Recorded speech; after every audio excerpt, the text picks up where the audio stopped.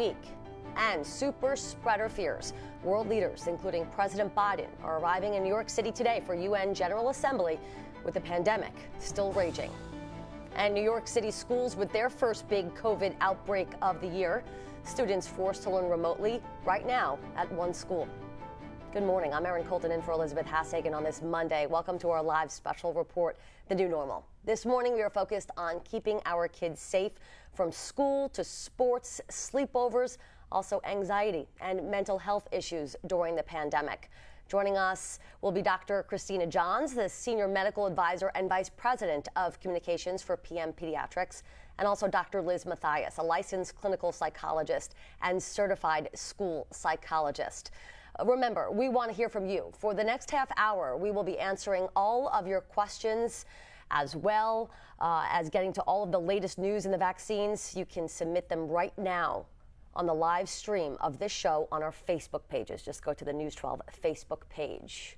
To the breaking vaccine news now, and the lower dose of the Pfizer Bioentech coronavirus vaccine is safe and effective in children as young as 5 years old. That's according to an announcement just made by both companies this morning. The findings show 1/3 the amount given to adults and teens triggered a robust immune response in children. The companies expect to submit the data to the FDA by the end of this month. The two-shot coronavirus vaccine regimen could become available for younger school-aged children around Halloween. And this week, the CDC advisory panel is meeting on booster shot recommendations. An FDA panel just approved booster shots for a limited population of those who have received the Pfizer vaccine. Dr. Anthony Fauci said data about booster shots for those who had received the Moderna or Johnson & Johnson vaccines could be a few weeks away from being reviewed by the FDA.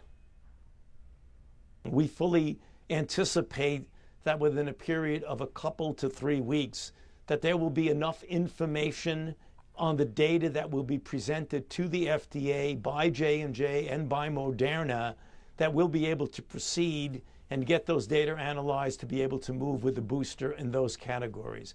We don't believe it's going to be a considerable period of time.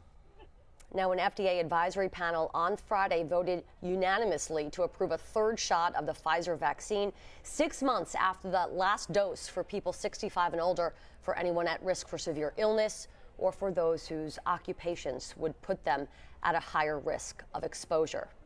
Meantime, 19 cases of COVID have been identified at a school in East Harlem, forcing it to close. The Department of Education's website says PS79 will go fully remote for 10 days. Officials say the positive cases were all among staff members and linked to preschool orientation. The city's schools just opened a week ago. And world leaders are arriving in Manhattan for the UN General Assembly. More than 100 world leaders are arriving in New York this week for the 76th United Nations General Assembly. Now, the hybrid, virtual, and in-person event will likely be dominated by the coronavirus pandemic and post-pandemic economic recovery.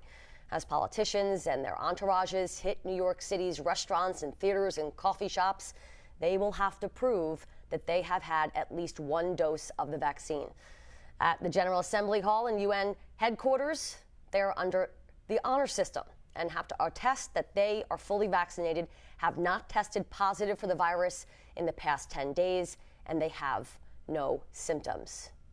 So let's welcome in Dr. Matheis here on this Monday morning. Welcome, Doctor. Having me. And I think we want to jump right into the latest news about Pfizer coming out and announcing today that they have approved a vaccine, or they at least think that their vaccine is good to go for approval for ages 5 to 11. Major news, especially as we're in this first month of kids back to school.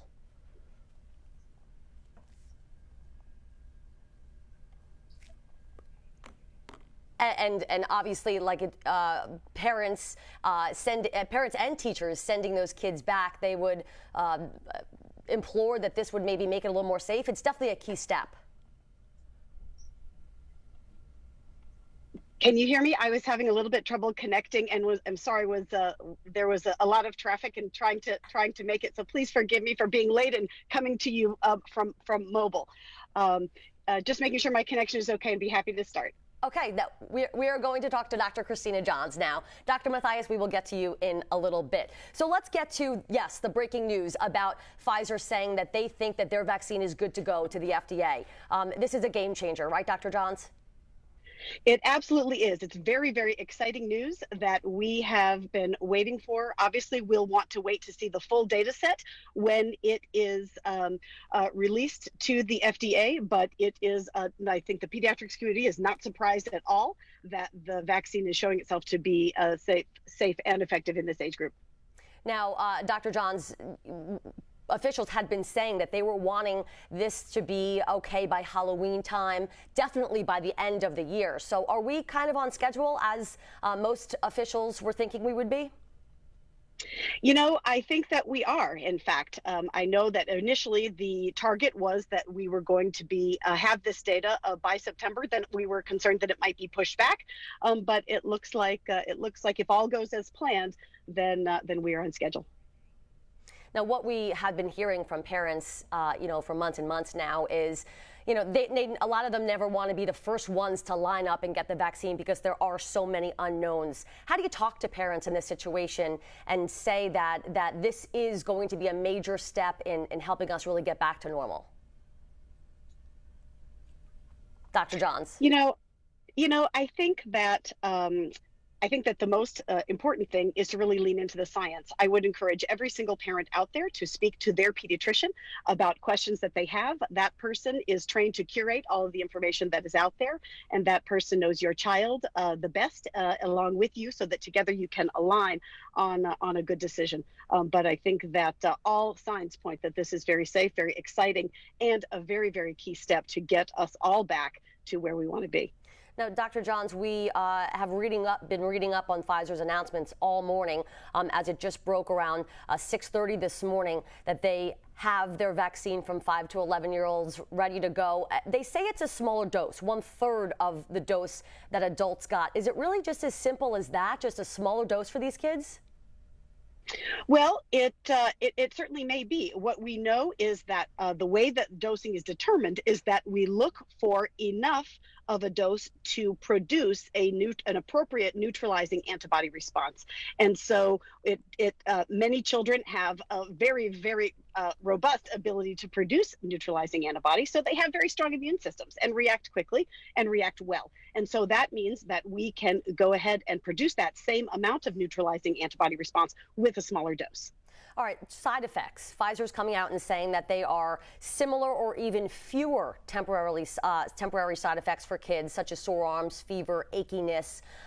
Is it really going to be the same? Because I know a whole lot of parents are going to be nervous about that going forward. And I know there's still a whole lot to become, but that's got to be a fear for parents as well. I think that everybody is always concerned about that. But the good news is it looks like the side effect profile is likely going to be. And again, I want to be able to see the full data set myself before I determine that. But it does look very, very similar to the profile in what we have seen with adults, which by and large has been quite mild side effects. And so many adults have done very, very well. I mean, we're just a couple of hours into this news. So, yes, all doctors want to get their hands on that report. We've got to see that first. Exactly. But talking about the Delta variant and how much that has changed our lives over the last couple of months, for Pfizer to come out and say that, yes, they have this vaccine ready for kids, that's got to include protecting against the Delta variant, we would assume. Well, that's right. I mean, recall that the timing of the safety and effectiveness trials has been ongoing during the time when the Delta variant has been in circulation. So yes. So again, we need to see the primary source, the primary data when that's released. But yes, indeed, the timing indicates that. And again, we do understand that you have not had your eyes on the full report just yet, obviously right. Hearing this information a couple of hours ago.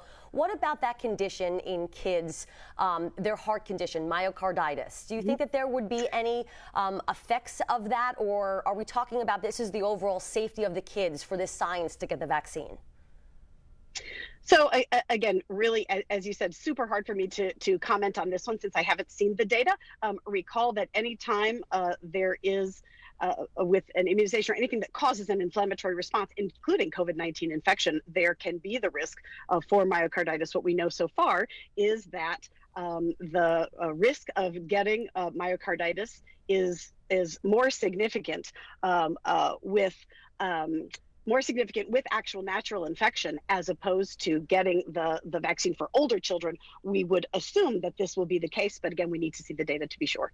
You know, kids have been in school, some kids for 2 weeks, some kids 1 week, some a little bit longer than that. Has there been enough time of kids in school to see, as we're seeing this outbreak in the city of about 20 kids, and now sending all of these kids back home to go back remote, has there been enough time for kids to be in to see that maybe there wouldn't be these spark outbreaks?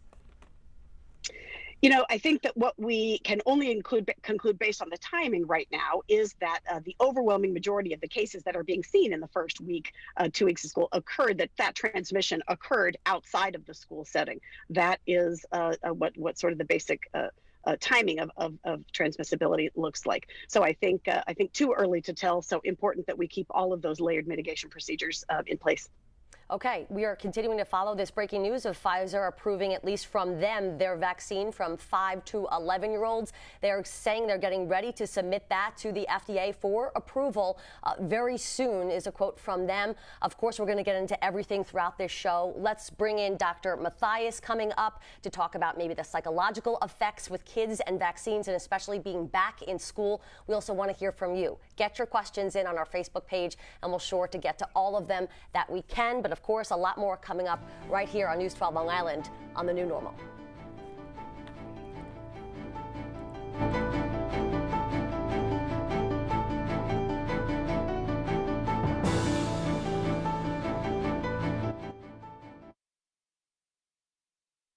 Okay. Guys, I'm so sorry. I didn't know that we had Dr. Johns ready to go at the top there. So, Dr. Matheis, I'm so sorry that I was like throwing you in there. And I am so sorry. I've been in traffic. I was there was dropping my kids off. I am so sorry. It is totally not a problem at all, as we welcome everyone live on Facebook. Obviously, this is a live show. We have new information coming today. It's a new week. It's Monday, and we just kind of go with the flow. That's been the theme for let's say 2 years now, right? So obviously, everyone joining on Facebook, thanks so much. This major breaking news this morning of Pfizer saying that their vaccine's good to go for kids. The next step, they say very soon, they'll be submitting it to the FDA. So we're going to get to a whole lot of questions coming up. And Dr. Matheis, we will insert you in right away. Awesome. Oh my gosh. All right, so Dr. Matheis, we're going to jump into you right away about, how do we talk to our kids about this? How do doctors talk to parents about this? And, you know, for so long, kids have been hearing the word vaccine and masks, and all of a sudden now these younger kids, it's time to roll up their sleeves possibly. So maybe talk about the psychological side effects of that and what a family really should be doing to talk to each other. Okay, so you're good with jumping into that? Yes. All right, wait, Dr. Matheis, are you muted? No. I don't think so. Oh, okay, good. I just didn't hear your voice, but now I do. So so we'll jump right into then, and then we'll get to some questions. Awesome. And again, Dr. Johns, thank you so much for joining wherever you can. You could have just blown us off, but like you're awesome for being in the car right now. I would never do that. I'm like in mom mode. Forgive me. You're in mom mode, you're in the car, and you're also answering all of these questions that, people have, but yet, again, you have not seen this full report. So it's all a moving operation here. All right, Kelly, where can I see the questions, or are you just going? All right, got them. Okay, great. So, Dr. Matheis, after we talk to you a little bit about this news and how it may affect kids and parents and family, we'll jump into the questions that we do have. All right, let me just see this. We're back in about a minute. Dr. Matheis, you got your kids off to school, okay? I'm in the same mood you are. I logged on. I ran off to drop them off and came back. You know what? It's just amazing what everyone can kind of do now on the go. Okay. Now I see them. Good.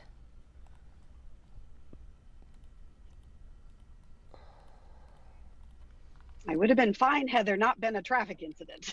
Yep, you can always blame traffic. That's something you can always blame on Long Island. All right, we have about 15 seconds back. We'll dip out in a little bit, and then we'll come back up and talk to Dr. Matheis. Well, both of you, but we'll start with Dr. Matheis.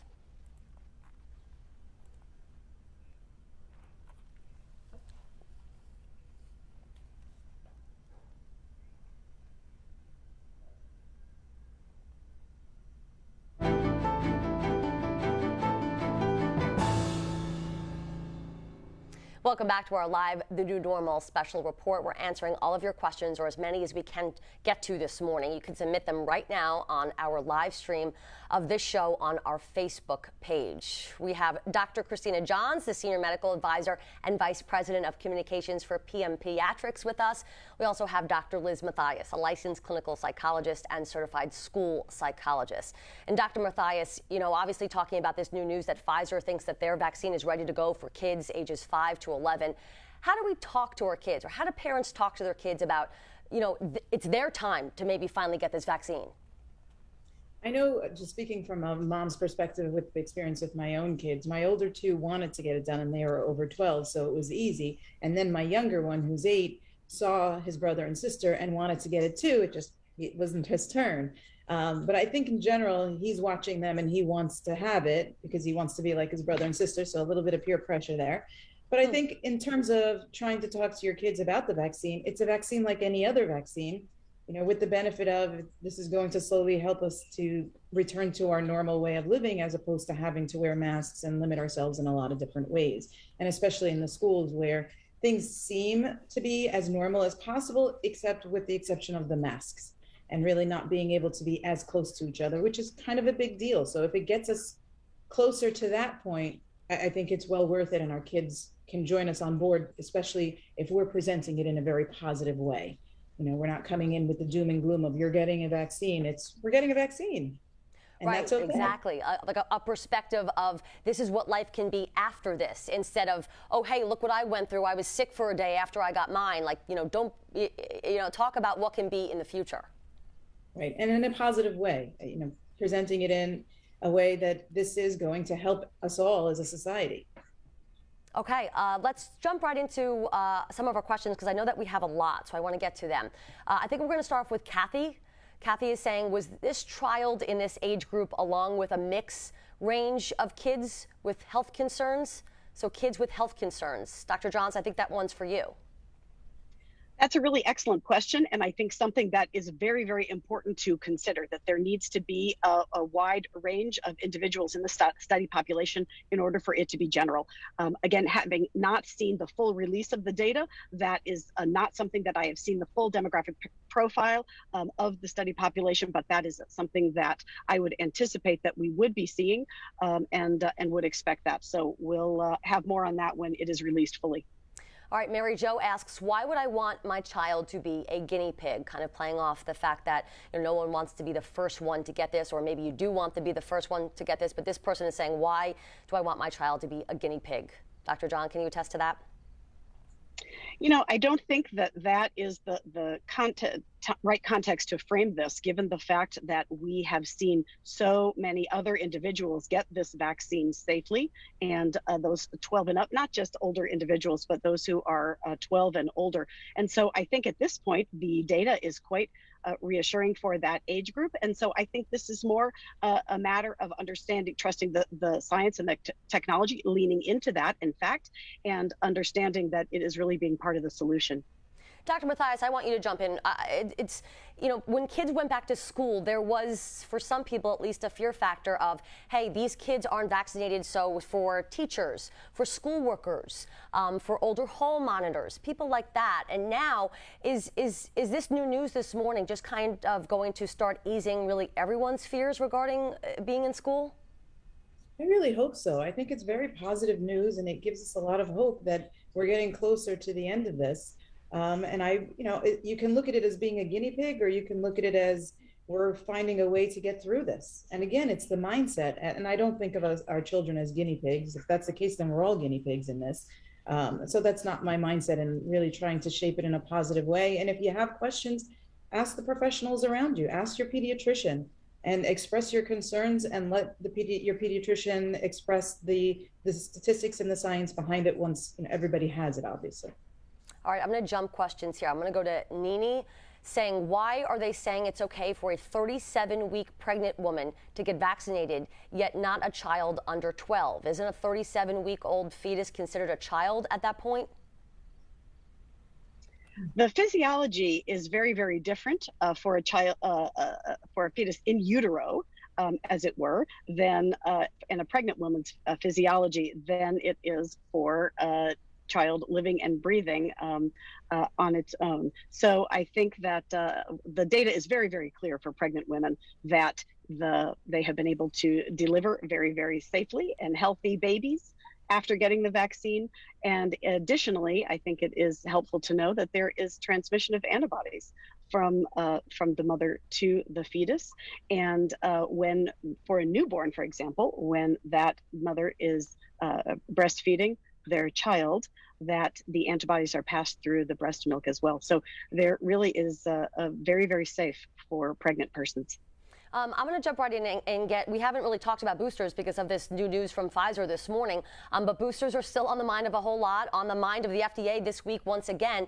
News of this possible new vaccine now for kids age 5 to 11. We're getting closer to that point. Is that going to push boosters back? Do they need more vaccine now for these kids, or it's a separate issue? I think that it is going to be a separate issue. From every report that I have seen, there is ample supply of vaccine. So I believe that there will be enough to distribute as the science dictates. All right, let's get one more question in. The inventor of the PCR test said that if you look hard enough with a PCR test, you can find anything in anyone. What is the point of using this test then, Dr. Johns? This is an excellent test, really, for identifying genetic components of the SARS-CoV-2 virus. So this is, I would say, the most highly excellent way that we have to find it. So I'm not really sure what the intent or the meaning of that question is, other than it has correctly identified patients with this virus. And in addition, in corroboration with the rapid antigen test, that many of those times, those two tests will align. So okay. I really think that it is a very good test. Sorry to interrupt, Dr. Johns. We'll be right back with more of your questions.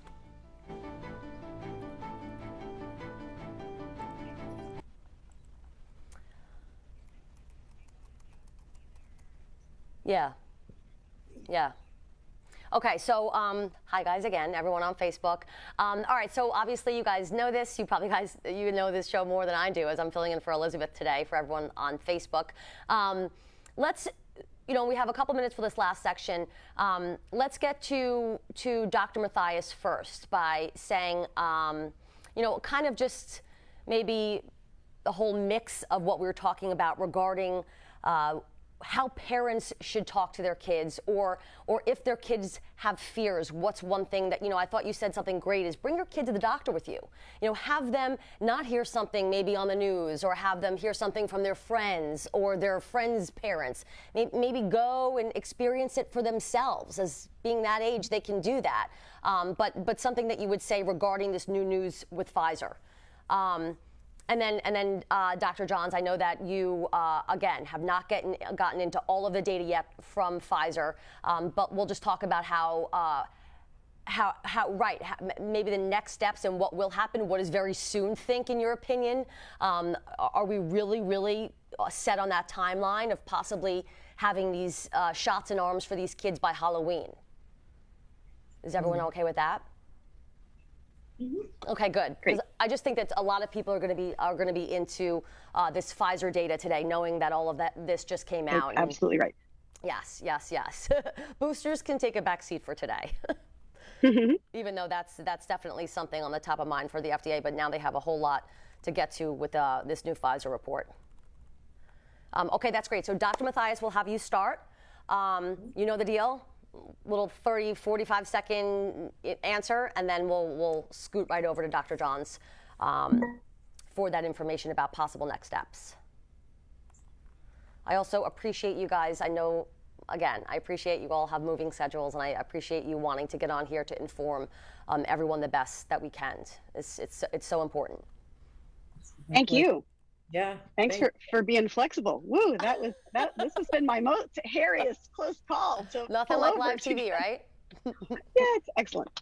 All right, we're going to dip back out. We'll see you in a sec.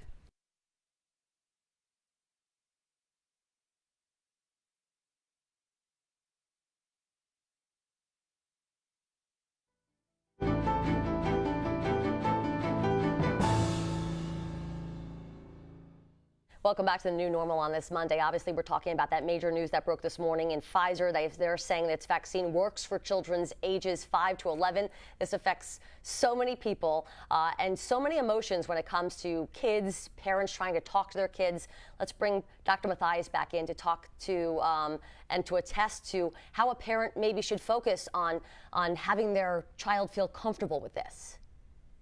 I think you want to, if you're not sure with your own answers as a parent, I think you want to present this is a vaccine like any other vaccine or a flu shot. It's really no different in the physical experience of what it is, and really pointing out that this is a positive thing as much as possible. If you don't have the answers, take your child with you to the pediatrician and have a conversation so that they feel like they have the information as well, especially if you have an anxious child or a child who really thrives on having information and needs a rationale for why they're doing this, and to really think about it in a very positive way that we're helping to make a difference. Dr. Johns, possible next steps now. What could we see in the next coming days? So what I think we'll want to see first is we really do want to see the public release of the safety and effectiveness and dosing trial data so that we can really dig into that and take a look at exactly what that looks like, as some of the viewers' questions alluded to earlier. I think that piece will be very important.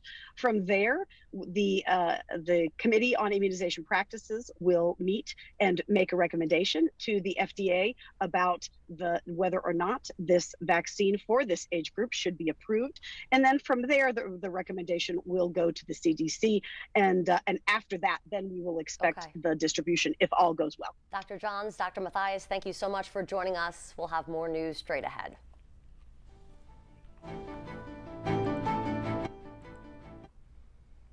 Thank you, guys. Thank you so much again. We totally appreciate everything that you do for us. We really do. And thank you so much for really making it a priority to come on and answer these questions. It's a game changer. Thank you so very much. You'll see Elizabeth next, but it was good for now. Excellent. Everything's good. Okay, Thank you. It was bye, so guys. nice to meet you. I'm yes, so nice happy to meet you too.